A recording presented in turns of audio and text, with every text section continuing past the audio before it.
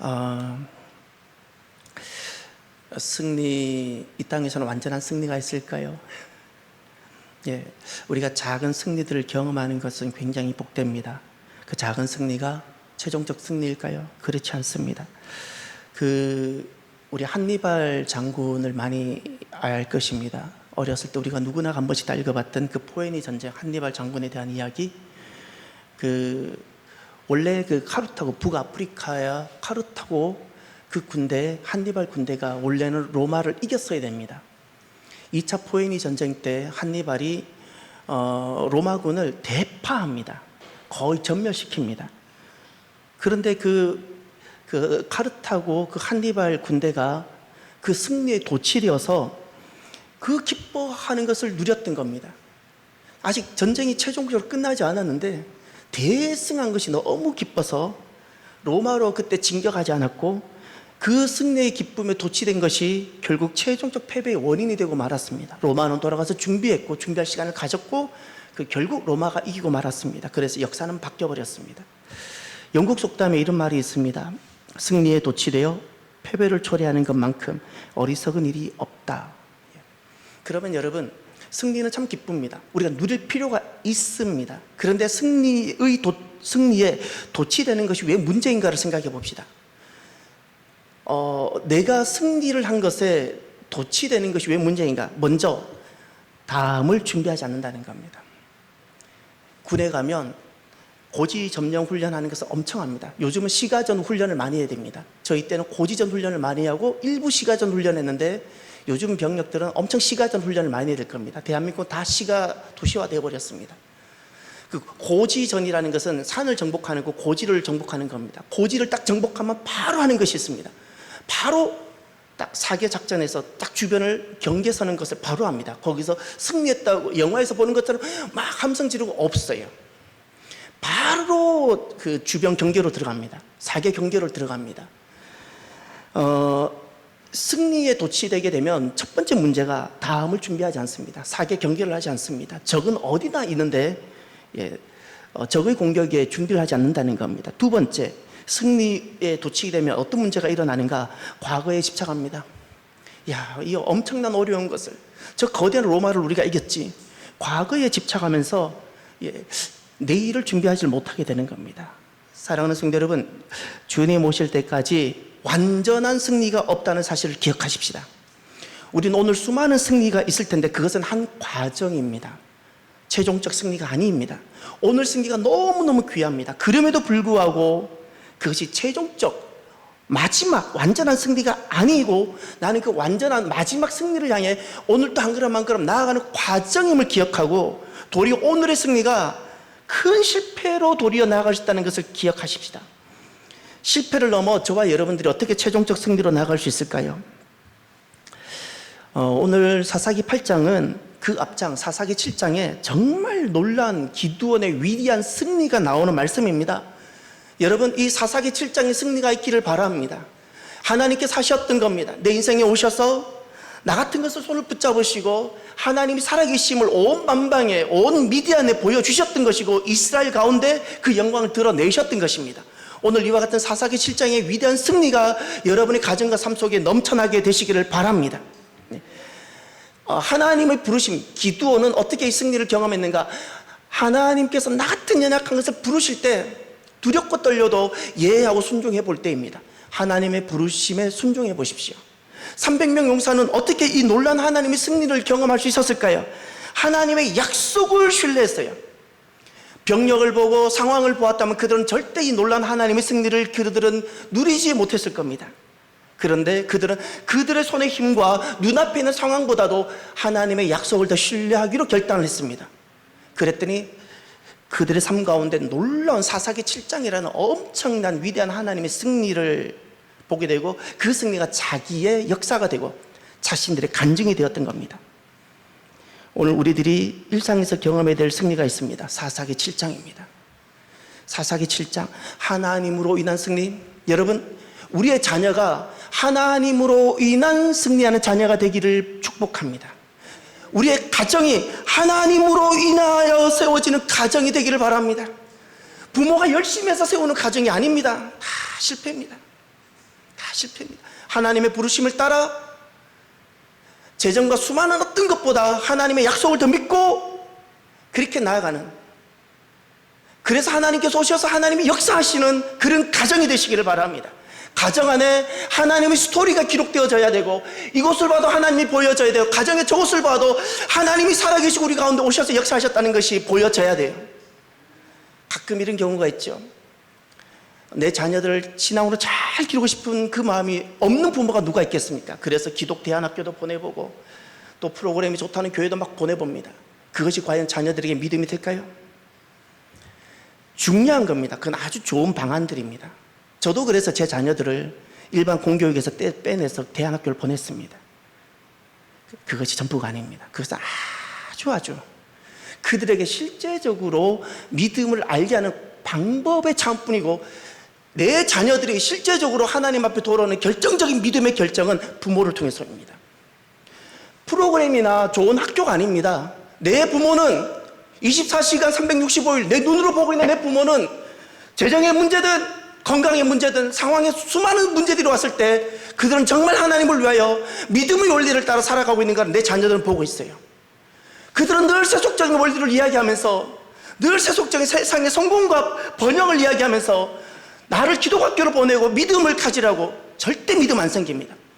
부모는 하나님이 살아계시다는 것을 보여주는 스토리가 되어져야 되는데 부모가 스토리를 못 써주고 있는 겁니다. 절대 자녀들에게 신앙 안 세워집니다. 부모가 심지어 목사일지라도 부모를 통해서 하나님 살아계시다는 것을 가정 안에서, 삶 속에서, 그들의 개인 역사 안에서 간증이 되어지고 보여져야 되는데, 그렇지 않다면 자녀들은 때가 되면 다 떠납니다. 그래서 오늘 우리들이 꼭 경험해야 될 것이 있습니다. 내 가정 안에 하나님으로 인한 역사입니다. 할렐루야. 하나님으로 인한 승리입니다. 꼭 잊지 마세요. 정말 하나님의 부르심이 가장 선입니다. 주판 튕기지 마십시오. 하나님의 부르심이 최고의 주판입니다. 하나님 부르심 따라 가만히 한번 가보십시오. 그리고 내 손의 힘과 내 상황을 해석하는 것보다 더 중요한 것이 있습니다. 하나님의 약속입니다. 하나님의 부르심 순종하고 하나님의 약속을 내가 신뢰하고, 세상의 요청 아니고 사람의 경험 아니고 하나님의 약속을 내가 신뢰하면서 가면 하나님께서는 그곳에 하나님의 역사를 만들어 가실 것입니다. 이것이 사사기 7장입니다. 그런데 이제 오늘 사사기 8장은 엄청난 반전이 일어납니다. 이 사사기 8장은 참 우리들에게 많은 교훈을 주는, 정말 우리들이 가슴에 품어야 되는 말씀은 사사기 7장이 아니라 사사기 8장입니다.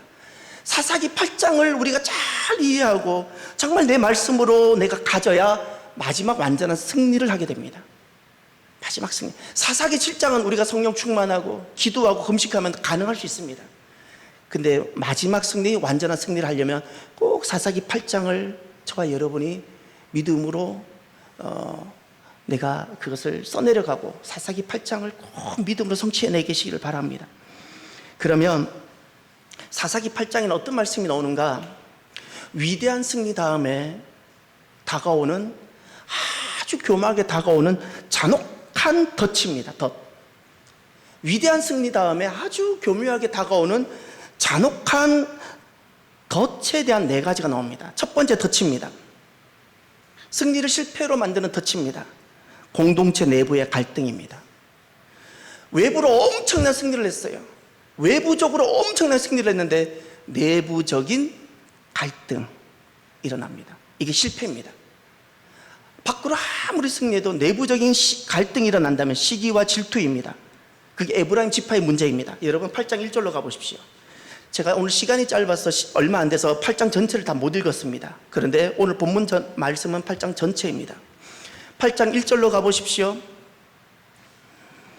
1절. 에브라임 사람들은 기드온에게 이르되 내가 미디안과 싸우러 갈 때에 우리를 부르지 아니하였으니 우리를 이같이 대접함은 어찌 됨이냐 하고 그와 크게 다투는지라. 승리했는데 정말 목숨 걸고 승리했는데 첫 번째 다가오는 것이 갈등입니다. 에브라임은 누구인가? 기드온은 6장 15절로 가보세요. 기드온과 에브라임은 어떤 관계인가 한번 보십시오. 6장 15절에 가면 기드온은 누구이고 8장 1절에 왜 갑자기 에브라임이 이렇게 나타나는지가 이해할 수 있습니다. 6장 15절. 그러나 기드온이 그에게 대답하되 오 주여 내가 무엇으로 이스라엘을 구원하리이까? 다 함께 보소서 나의 집은 므낫세 중에 극히 약하고 나는 내 아버지 집에서 가장 작은 자니이다 하니. 아멘. 기드온은 어느 지파이죠? 므낫세. 므낫세와 에브라임 집안은 어떤 관계이죠? 형제입니다. 요셉의 자녀들입니다. 원래는 므낫세가 장자로 태어났고 그 다음 에브라임이 태어났는데 야곱이 손을 어긋맞게 축복했죠. 그래서 에브라임이 장자가 되고 영적 장자가 되고 그 당시에도 가장 중요한 이스라엘 북부 산악 지역은 다 에브라임이 다 차지하고 있습니다. 가장 중요한 자리는 에브라임이 차지하고 있습니다. 유다와 에브라임이 가장 강력한 두 지파입니다. 그리고 므낫세인 겁니다. 므낫세가 이렇게 힘겨워 승리를 거두었는데 에브라임이 축하하고 칭찬하면 얼마나 좋겠어요. 근데 이렇게 말을 합니다. 우리를 이같이 대접함이 어찌 됨이냐. 예. 내가 리더인데 왜 나와 함께 하지 않았냐. 오라고 했으면 과연 왔을까? 이 전쟁한다는 걸 몰랐을까? 정작 오지는 않고. 예. 이 문제를 기드온은 어떻게 풀었을까요? 저는 기드온의 이 모습이 참 좋습니다. 기드온이 공동체 내부에 일어나는 갈등으로 승리가 실패가 될 수 있는 것을 그가 극복해 나갑니다. 이렇게 합니다. 2절을 보세요. 기드온이 그들에게 이르되 내가 이제 행한 일이 너희가 한 것에 비교가 되겠느냐. 에브라임의 끝물 포도가 아비에셀의 만물 포도보다 낫지 아니하냐. 하나님이 미디안의 방백 오렙과 스웹을 너희 손에 넘겨주셨으니 내가 한 일이 어찌 능히 너희가 한 것에 비교되겠느냐. 세 가지를 말했죠. 예. 내가 한 것이 2절에 너희 한 것과 어떻게 비교가 되겠느냐. 아비에셀이라는 것이 기드온 집안을 말하는데 므낫세 만물이 어떻게 에브라임 끝물 포도와 비교가 되겠느냐. 내가 한 일이 어떻게 너희와 비교되겠느냐. 예. 자신을 희생합니다. 이 겸손이라는 것은 그저 낮아지는 것이 아닙니다. 나를 희생하기 전에는 겸손이 아닙니다. 그냥 예의하는 것은 엄청난 교만으로도 그건 가능합니다. 진짜 겸손은 자기를 희생하는 겁니다. 지금 기드온은 공동체 내부의 갈등과 문제를 어떻게 해소하고 있습니까? 자기를 희생합니다. 그리고 공동체 분열을 막습니다. 여러분, 참된 승리는 외부적 승리가 아닙니다. 외부적 승리는 참된 승리가 아닙니다. 외부적으로 승리하고 내부적으로 분열이 일어난다면 이것은 실패의 잔혹한 덫에 빠진 것입니다. 진정한 승리는 공동체 내부의 연합과 평화입니다. 내부의 평화입니다. 왜 그 외부적 승리보다 내부적 승리가 더 귀한가? 이것이 인간의 죄성입니다. 교만과 시기, 이렇게 바깥에 훌륭하게 밖으로 승리를 했을지라도 이 인간의 죄성 때문에 에브라임의 모습을 보세요. 그 질투, 시기, 이게 바로 교만이고 시기, 인간의 죄성을 뜻하는 겁니다. 그래서 첫 번째, 우리가 계속해서 승리를 하기 원한다면 여러분, 나 자신을 가만히 돌아보고 겉으로 드러나는 승리보다 내 내부의 갈등을 다스리는 이 귀한 승리가 있기를 바랍니다. 두 번째입니다. 어떻게 우리가 실패를 넘어 계속 승리로 나갈 수 있을까요? 최종적 승리로. 현실적인 계산과 이익의 문제입니다. 이제 5절부터 보면 두 어떤 지역의 사람들이 등장할 겁니다. 5절에 보면 그가 숫곳 사람들에게 이르되 나를 따르는 백성이 피곤하니 청하건대 그들에게 떡덩이를 주라. 나는 미디안의 왕들인 세바와 살문나의 뒤를 추격하고 있노라 하니 6절을 보세요. 함께 숫곳의 방백들이 이르되 세바와 살문나의 손이 지금 내 손 안에 있다는 거냐? 어찌 우리가 내 군대에게 떡을 주겠느냐 하는지라. 8절을 보세요. 또 두 번째 사람들이 등장합니다.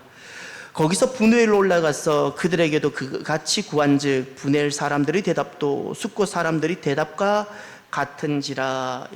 숫곳 사람과 분회 사람이 등장합니다. 숫곳 사람과 분회 사람들이 동일하게 한 대답이 있습니다. 숫곳 사람들이 대답과 같았다 그랬습니다. 그 내용이 무엇이죠? 6절 하반절을 보세요.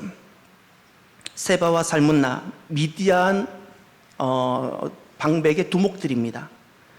세바와 살문나의 손이 지금 내 손 안에 있다는 거냐? 어찌 우리가 내 군대에게 떡을 주겠느냐? 이 말은 무엇이죠? 예? 지금 현실적인 계산하고 있는 거예요. 이 숫곡과 분엘 사람들은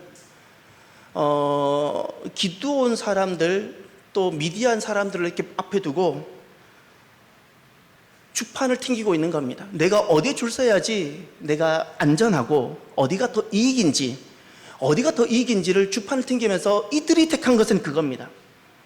미디안을 택한 거예요. 미디안을 택한 거예요. 여러분, 삶이라는 것은 한 가지를 택하고 살아갑니다. 이겁니다. 믿음이냐 현실이냐입니다. 믿음이냐 현실이냐. 이 문제가 아주 원론적이지만 이 문제가 굉장히 중요한 것이 하나님 나라는 현실적으로는 절대 참여가 불가능합니다. 하나님 나라는 믿음으로만 가능합니다. 믿음으로만 참여가 가능합니다. 내가 믿음의 눈으로 보지 아니하고 현실적인 방안으로 주판을 튕겨가면서 간다면 하나님 나라의 참여는 어렵습니다. 오늘 이 문제가 이 숫곡과 분엘이 결국에는 다 방백은 다 죽게 되어지고 분엘 망대가 다 헐게 되어지는 비참함을 겪게 됩니다. 이것은 하나님께서 무엇에 대한 경고인가 하면 하나님 나라 참여를 거절한 이들, 기드온이 제시했는데 그 거절했던 이들, 하나님 나라 참여를 거절했던 이들에게 경고를 주시는 메시지입니다. 그 경고의 내용은 이런 겁니다. 하나님 나라는 믿음으로만 참여가 가능하고 믿음만 보이는 건데 너는 지금 현실적인 계산을 하면 현실적으로 살아갈 것인지 아니면 약속을 믿고 하나님의 약속을 믿고 믿음으로 참여할 것인지 너가 만약에 현실적인 주판을 튕기면서 현실적인 삶을 살아가고 현실적인 계산과 이익을 너가 추구하면 숫곡과 분엘처럼 이렇게 되어질 것이라고 경고하시는 말씀이에요. 언제 우리가 그 승리한 후에 패배가 되어지는가? 위대한 하나님의 역사로 승리한 다음 현실적인 계산입니다. 현실적인 이익을 딱 붙잡을 때 그렇게 되면 잔혹한 실패의 덫에 빠지게 됩니다. 기드온은 이 문제를 또 위기를 극복하고 넘어갑니다. 그런데 이제 세 번째입니다. 세 번째와 네 번째 주목해 보십시오. 여기에는 기드온이 여기 덫에 빠집니다. 기드온이 빠집니다. 세 번째 덫, 우상숭배입니다. 타락의 시작입니다. 기드온이 어떤 부분에 이제 우상숭배에 빠졌는가를 보십시오. 오늘 본문으로 돌아가셔서 22절에 가면 엄청난 제안이 들어옵니다. 22절 다 함께 볼까요? 그때에 이스라엘 사람들이 기드온에게 이르되 당신이 우리를 미디안의 손에서 구원하셨으니 당신과 당신의 아들과 당신의 손자가 우리를 다스리소서 하는지라. 엄청난 제안이 들어오죠. 여러분이라면 어떻게 하시겠습니까?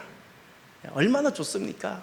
이렇게 사람들이 이렇게 호의적인 마음으로 우리를 높이고 막 얼마나 좋습니까? 지금 이 문제가 22절의 문제가 무엇인가 하면 이런 겁니다. 하나님을 망각하기 시작하고 그 자리에 사람으로 대치하는 시작점입니다. 이걸 우상숭배라고 부릅니다. 그 자리에는 나의 자녀가 될 수도 있고요, 나 자신이 될 수 있고 또 누군가도 될 수 있는 겁니다. 절대 하나님을 망각하고 사람으로 대체하지 마십시오. 제가 살아오면서 경험을 한 것이 있는데 절대 인간 영웅 두지 마십시오. 다 우상숭배입니다. 절대 영웅 두지 마십시오. 다 나름대로 우상을 다 갖고 있는 거예요. 영웅 두지 마십시오. 영웅 두지 마십시오. 사람으로 대체하지 마십시오. 기드온은 이 문제를 어떻게 대하는가를 보십시오. 23절, 기드온이 그들에게 이르되 내가 너희를 다스리지 아니하겠고 나의 아들도 너희를 다스리지 아니할 것이요 다 함께 여호와께서 너희를 다스리시리라 하니라. 아멘. 저는 여기서 기드온을 대단히 칭찬하고 싶은 것이 있습니다. 저는 제가 목사로서 많은 목회자들이 말년에 시작 소명받고 목사 안수 받을 때 그 순수한 마음이 변질되는 것이 왜 변질될까를 많이 고민했어요. 왜냐하면 저는 그 길 안 가고 싶어서. 대부분 그 이유가 무엇일까요? 제가 감 이 말을 해서 이게 영상이 녹화돼서 아주 아쉬워요.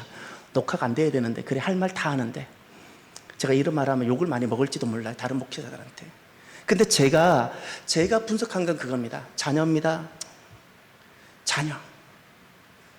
아마 그 목사님이 자녀가 없었다면 그렇게 하지 않았을 경우들이 엄청 많을 텐데 자녀 때문에 마지막에 결정을 좀 다르게 하거나 자녀를 위하고 싶어서, 그 자녀를 위하고 싶어서 왜곡시키는 것들을 제가 너무나 많이 보게 되는 거예요.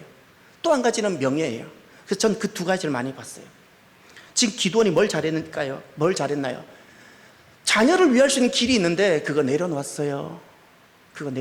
그리고 여호와께서 너희를 다스리시라. 할렐루야.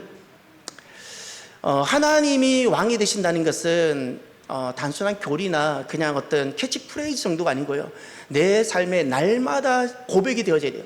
자녀를 양육함에 있어서도, 내가 살아가는 방법에 있어서도 모든 부분에 하나님이 왕이십니다, 하나님만이 주이십니다, 날마다 고백되어져야 돼요.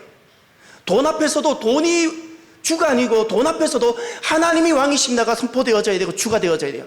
내 몸을 고치는 의사 앞에서도 당신이 나를 고치는 것이 아니라 진짜 내 생명의 주권은 하나님께 있음을 고백해야 되는 거예요.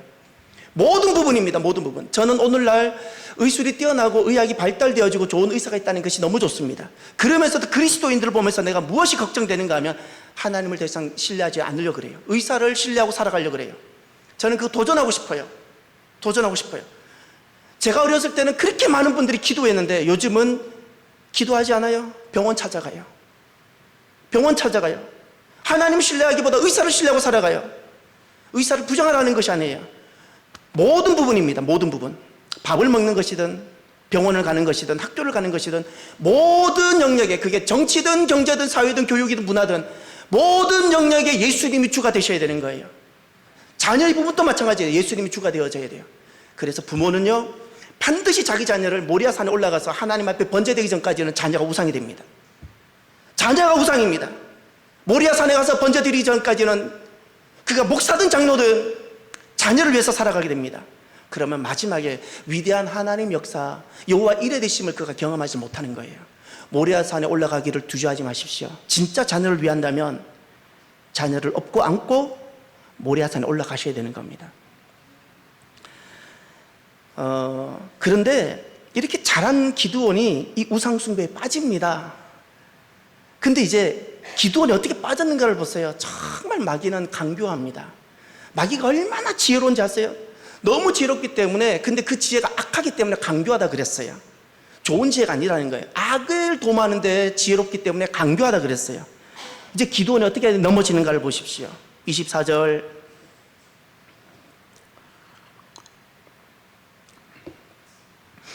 기드온이 또 그들에게 이르되 내가 너희에게 요청할 일이 있으니 너희는 각기 탈취한 귀고리를 내게 줄지니라 하였으니, 이는 그들이 이스마엘 사람들이므로 금 귀고리가 있었습니다. 미디안 사람들이 이스마엘 계열입니다.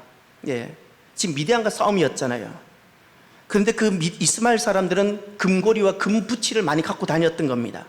그래서 그 탈취한 그 전리품을 달라고 했던 겁니다. 왜 달라고 했는가? 27절. 기드온이 그 금으로 에봇 하나를 만들어 자기의 성읍 오브라에 두었더니, 여기까지.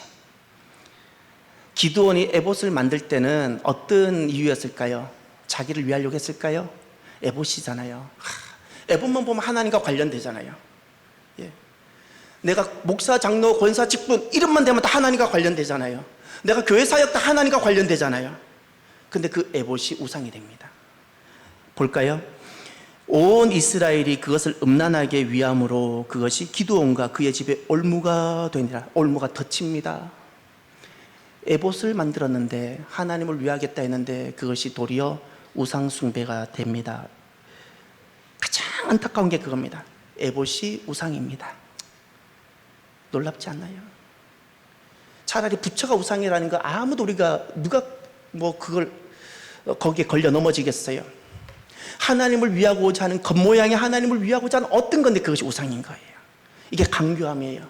기도는 여기 빠집니다. 간접 영광입니다. 직접 자기를 위할 때는 기드온이 딱 거절했어요. 하나님만 우리가 위합시다. 근데 간접입니다. 살 돌려서 우리가 에봇 하나 만듭시다. 그러면 이제 생각해 보세요. 이게 왜 간접 영광인가? 왜 이 에봇만 보면 기드온이 늘 생각나고 사람들은 또 기드온만 따르려고 할까요? 이 에봇을 무엇으로 만들었어요? 사사기 6장 그 전투에서 이긴 전리품으로 만들었죠. 그 에봇을 볼 때마다 누가 떠오르겠어요? 기드온이 떠오르는 거예요. 이 마침 에봇을 당시 실로에 있는, 아니 당시 그 성막에 있는 실로에다 두었다면 어땠을까? 그럼 또 달라요. 근데 이 에봇을 어디에 두었어요? 기드온 자기 땅에, 고향에 두었어요. 기드온 안에 있는 깊은 죄성입니다. 모든 사람은 죄인입니다. 겉으로는 1차적으로는 주님을 위한다 하지만 간접적으로 돌렸을 때는 자기도 자기 영광을 위하고자 하는 것이 있었던 겁니다. 이 에봇을 만든 것은 하나님을 위함이라는 겉포장을 가지고 그 속에 자기 이름을 드러내는 간접입니다. 간접. 오늘 저는 이 말씀을 기드온이 여기 넘어집니다. 여기 빠집니다. 이것을 보면서 결국 그의 지방과 모든 것이 올무가 되고 많은 사람들이 거기서 신앙을 벗어나게 되는 정말 덫이 되었습니다. 이 문제를 보면서 어떻게 하면 더 깨어있을 수 있고 어떻게 하면 우리가 이 간접적으로 교모하고 간교하게 오는 이 문제를 극복할 수 있을까를 제 자신에게 적용해 봤어요. 제 자신에게. 여러분이라면 어떻게 하시겠어요? 교회와 관련된 어떤 사역과 관련 정말 귀한, 성교와 관련된 정말 귀한 일인데 그것이 도리어 하나님의 영광을 드러내지 않는 어떤 거라면, 그렇게 다가오는 거라면 여러분 어떻게 하시겠습니까? 어떻게 그걸 분별하시겠습니까? 제게는 이런 생각이 들었어요. 오늘이 마지막 날이다. 오늘이 마지막 날이다. 제가 여러분을 만나는 마지막 날이고, 여러분이 오늘 이 사역하는 수요 식사팀의 마지막 날이에요. 오늘 밤은 여러분이 떠나가셔야 돼요. 마지막 날이에요. 여러분이 재정부로 섬기든, 여러분이 무엇 찬양으로 섬기든, 무엇으로 섬기든, 우리에게는 항상 직접적인 것은 우리가 이길 수 있고요. 근데 간접적으로 오는 그 유혹들, 돌려치기에서 들어오는 것들, 어떻게 분별하고 이길 수 있을까요? 오늘이 마지막 날이라는 거.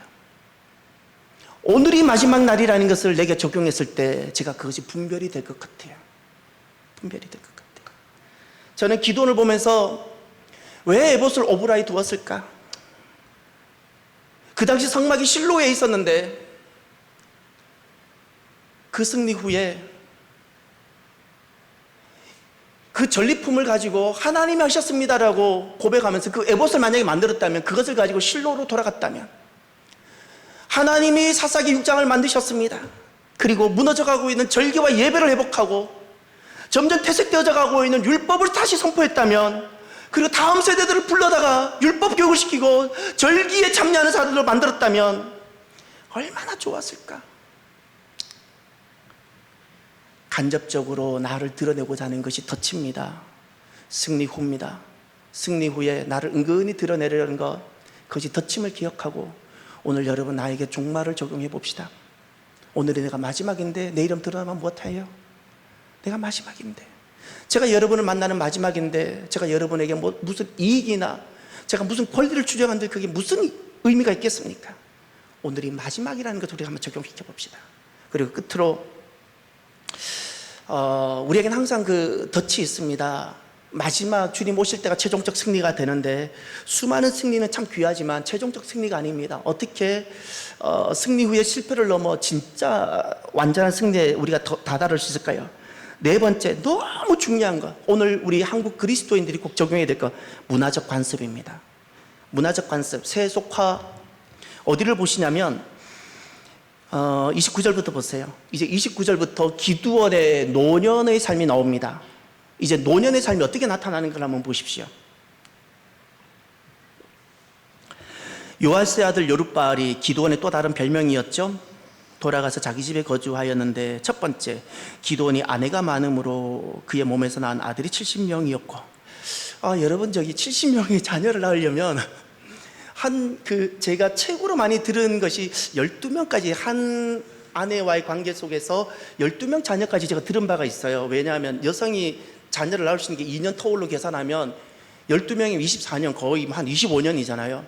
12명까지 제가 들어봤어요. 70명이 되려면 최소 몇 명이죠? 예, 최소한 3명, 4명 막 더, 그런데 아마 3명, 4명보다 더 많은 느낌이에요. 더 많은 느낌. 더구나 31절을 가보세요. 세겜에 있는 그의 첩도 아들을 낳았으므로 그의 이름을 아비멜렉이라 하였더라. 예, 첩도 두었고 첩을 통한 자녀도 아비멜렉을 낳았습니다. 이 아비멜렉이 엄청난 사회적 그리고 불시의 재앙이 됩니다. 그게 이제 9장으로 등장하는데, 지금 우리는 이 문제를 보고 막 답답합니다. 이렇게 믿음으로 승리한 사람들도 어떻게 이 모양으로 살아가나? 근데 그 당시로 돌아가 보세요. 이게 문제가 됐을까요? 문제가 됐냐고요?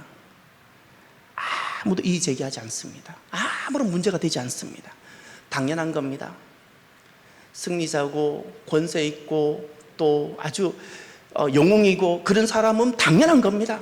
아무도 이거 당시 문화적으로 문화의 눈으로 돌아가면 아무런 문제가 되지 않는다는 거예요. 이것이 바로 그겁니다. 시대의 가치로 살아갔을 때 시대의 가치로 살아가는 것이 맹점입니다. 세속화라 불러요. 세속화. 여러분, 기드온이 살아갔을 때 그 당시 시대의 가치가 있었죠. 시대 가치로 열심히 살았는데 망한 거예요. 시대 가치로는 당연한 거였고 문제가 되지 않았어요. 그게 성공이었어요. 성공이었다고요. 성공. 시대 가치로는 성공이었는데 실패입니다. 오늘 마찬가지입니다. 사랑하는 성도 여러분, 오늘 우리 시대, 이제 기드온 이야기하지 말아요. 이제 우리 시대를 돌아봅시다. 우리 시대에도 시대 가치가 있어요. 자녀 교육하는 시대 가치, 직장 생활하고 돈 버는 시대 가치, 뭐 가정이든 뭐든 다 시대 가치가 있죠. 그 모든 기준을 시대 가치에 딱 두는 순간 망합니다. 망합니다. 딱 망합니다. 저는 가끔 아주 저는 예리하고 아주 이렇게 굉장히 분별하는 부분들이 참 있습니다. 그 중에 하나가 가끔 이제 운전할 때 보면 사람들 지금 가는 길이 가장 가까운 길이라고 하면서 그분이 운전을 해요. 목사님, 이 길이 가장 가까운 길이라고 막 운전해 가요. 가장 가까운 길일까요? 아니요. 본인이 평소 많이 다녔던 길이에요.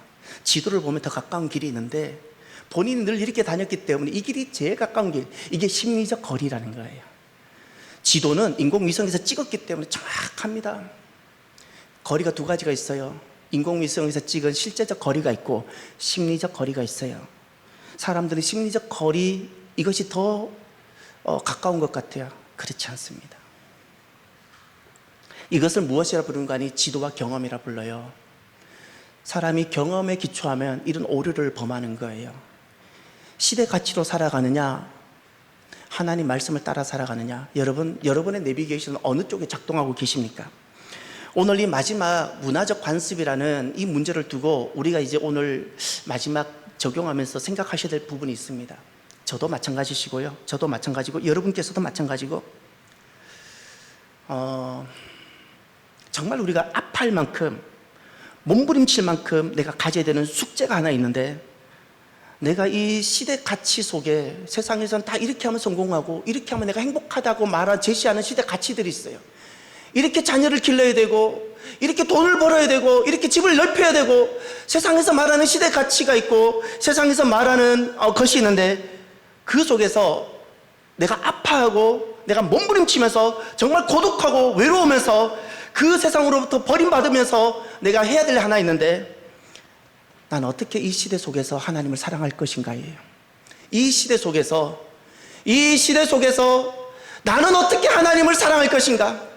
나는 어떻게 하나님을 사랑하면서 살 것인가? 어떻게 하나님을 사랑하면서 살 것인가? 세상에서 나를 다 손가락질하도 할지라도 나는 하나님을 사랑하면서 살 것인가? 무엇이 하나님을 사랑하는 것인가? 말씀을 지킨다는 것이, 말씀을 지키고 따라가는 것이 나를 사랑하는 거라고 말씀하셨는데, 아무리 입술로, 아무리 내가 많은 찬양을 하고 아무리 교회에서 내가 많은 사역을 해도 그것으로 너는 나를 사랑하는 것이라 말씀 안 하셨어요. 계명을 지키고 계명을 따르는 것이 나를 사랑하는 것이라 말씀하셨는데, 하나님 말씀, 그것은 약속입니다. 하나님이 우리에게 주신 내비게이션입니다. 하나님의 약속입니다. 나는 그것을 어떻게 따를 수 있는가? 이 시대 속에 내가 시대 가치로 따라가지 아니하고 어떻게 하면 말씀의 내비게이션을 따라 내가 살아갈 것인가? 그때만이 내가 문화적 관습에서 벗어나 세속화의 길에서 떠나 내가 걸어갈 수 있습니다. 마지막 종말을 보면 그것이 승리하는 겁니다. 지금 보면 세속화로 살아가는 것이 되게 지혜로워 보입니다. 적절하게 신앙도 안 버리고 내가 세상 누릴 것도 다 누리고, 지금 당장 보면 그게 대단히 지혜로워 보이죠. 조금 더 멀리 볼까요? 주님 오실 때 그것이 인정받을까요? 그렇지 않습니다. 여러분, 진짜 사랑하는 여러분, 마지막 주님 앞에서 결산을 생각하십시다. 주님 오시잖아요. 그때 칭찬받았으면 좋겠어요.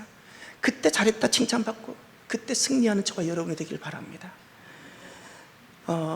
가슴 아픈 말씀이 하나 있는데, 기드온의 노년이 이렇게 되었죠. 결과가 어떻게 됐나 보세요. 문화적 관습 세속화로 함몰되어버린 기드온의 실패가 어떤 결과로 이어졌나 보세요. 33절, 기드온이 이미 죽음에 이스라엘 자손이 돌아서서 죽자마자 돌아섭니다. 가슴 아프지 않나요? 여러분, 내 신앙은 자녀로 평가되셔야 돼요. 내가 지금 예수님 잘 믿는다고 안심하지 마십시오. 내 자녀는 어떠한가요? 이 문제는 참 우리를 어렵게 합니다. 그럼에도 불구하고 이 문제를 내가 직면하셔야 돼요. 직면하셔야 되는 거예요. 내가 죽고 나서 자녀들이 주님께 돌이켜버렸다면 나는 잘못 산 겁니다. 또 두 번째, 기도원 모습 볼까요? 34절, 이스라엘 자손이 주위의 모든 원수들의 손에서 자기들을 건져내신 여호와 자기들의 하나님을 기억하지 않으며, 기도원 죽자마자 하나님을 기억하지 않습니다. 망각합니다. 그래서 자녀들에게 유산 물려줄 생각하지 마시고요, 하나님 물려주십시오. 말씀 물려주십시오. 신앙 물려주십시오. 신앙 없는 자녀 패배입니다. 망합니다. 차라리 자녀 유산은 못 물려주더라도 하나님 나라를 물려주십시오. 그게 진짜 부모로서 잘하는 겁니다.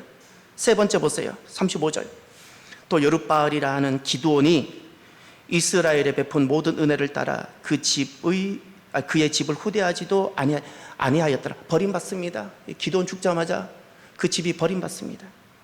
사랑하는 성도 여러분, 문화적 관습이라는 것 주님이 정말 싫어하십니다. 왜일까요?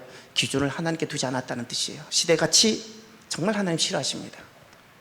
하나님 백성들 모습을 보면서 제일 싫어하는 것 중에 하나가 말씀이 기준이 되지 않고 시대가치가 기준으로, 정치든 사회든 경제든 이 모든 걸 말씀의 기준으로 보지 않고 시대가치의 기준으로 보는 거 하나님 너무 싫어합니다.